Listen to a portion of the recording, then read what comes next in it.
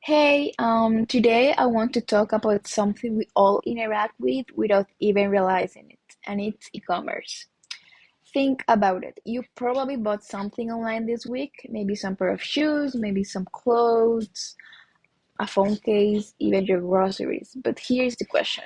Why do you end up buying from that specific store and not a thousand others just like it? Well, the answer is digital marketing.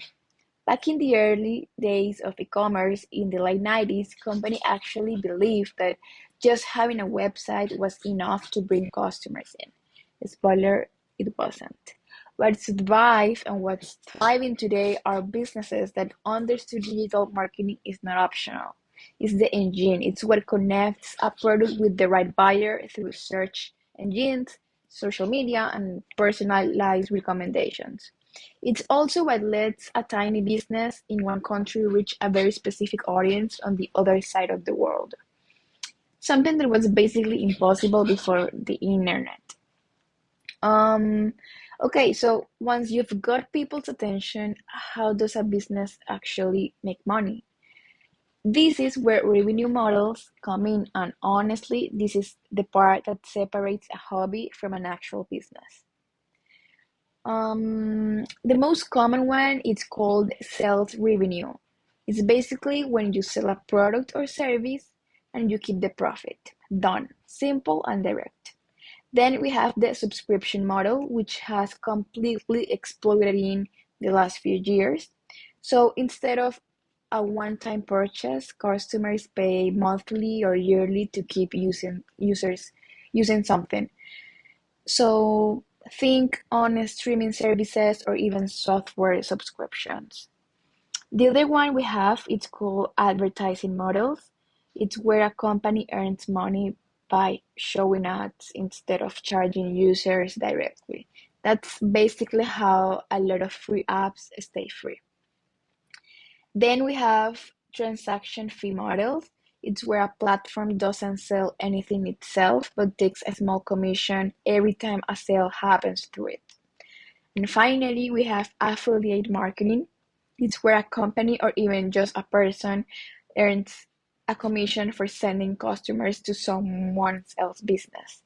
This is a huge thing in the influencer world right now. So here's the important part. The real advantage of having so many different models is flexibility. A business can pick whichever one fits its audience the best, or even combine a few to avoid depending on just one income stream. But there is a real risk too, and it's to pick the wrong model. And even genuinely good product can struggle to stay profitable.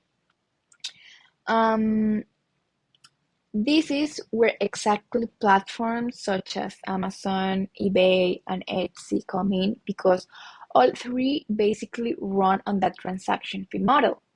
They make money every time someone sells through them. So when we talk about Amazon, as you know, it's the giant of the three. Massive reach, huge buyer trust, lightning fast shipping, but for sellers that means brutal competition and razor thin margins. You're just one listing among millions, basically. Then we have eBay. This is a bit more old school in the best way. Auctions and wide variety of items and generally more flexibility and have lower fees than Amazon. The catch, disputes and returns tend to favor the buyer, which can be a headache for the seller. Etsy takes a total different approach because it's built for handmade, vintage, and unique products.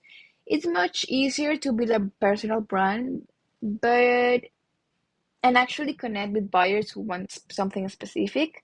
But the downside is that Etsy's audience is way smaller and sellers get automatically enrolled in advertising fees that quietly eat into their profit. So basically, there is no single best platform. It depends on what you are selling and which revenue model fits. So to wrap it up, marketing gets people to notice you.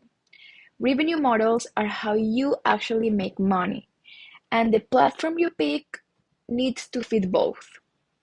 Put those three together, and that's really the whole game in e-commerce today. Thank you.